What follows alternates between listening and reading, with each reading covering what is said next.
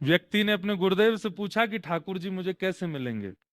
तो गुरुदेव ने सहज में कह दिया, पक्षियों को दाना पवाओ। तो आज पवाते पवाते 10 वर्ष 50 वर्ष निकल गए, तो दो हंस मानसरोवर से वृंदावन जा रहे थे। प्रिया जी की इच्छा भई कि यमुना जी में हंस विहार को दर्शन करना है, तो दोनों हंस जा रहे थे।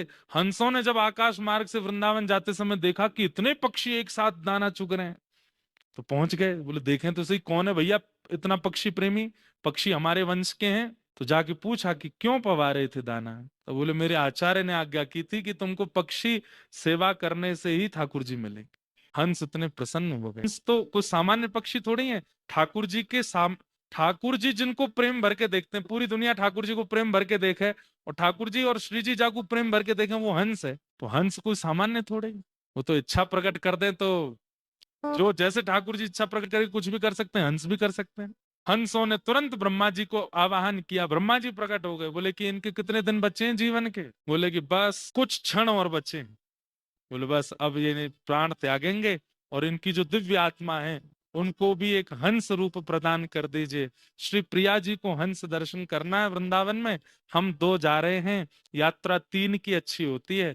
इनको भी हंस रूप दे दीजिए, और ये हमारे साथ श्री वृंदावन चलेंगे, और वहां प्रिया जी को हंस दर्शन होंगे। और वो व्यक्ति जो पक्षियों की सेवा करते थे, उनके कुछ ही क्षण में प्राण किसी कारण से निकले, और उनकी जो दिव्य आत्मा थी वो हंस रूप धारण कर लिया, और वे दोनों हंस उनको हंस बना करके लेकर के गए, और श्री वृंदावन में यमुना जी में हंस विराजमान हुए।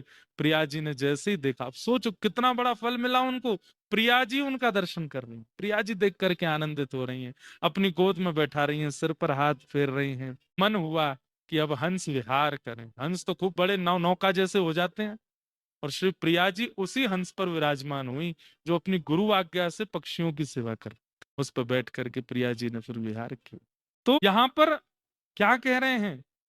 संतो दिशन्ति चक्षुष बहिर्अर्क समुत्थित, देवता बांधवा संतः संत आत्मा हमेव च। भगवान कह रहे हैं कि संतों को देख करके कोई और भावना चित्त में लाओ ही मत। वो मेरी आत्मा है, मेरी आत्मा ही भ्रमण कर रही है। उनकी बातें, उनकी आज्ञा को मेरी आज्ञा मान करके पालन कर लो।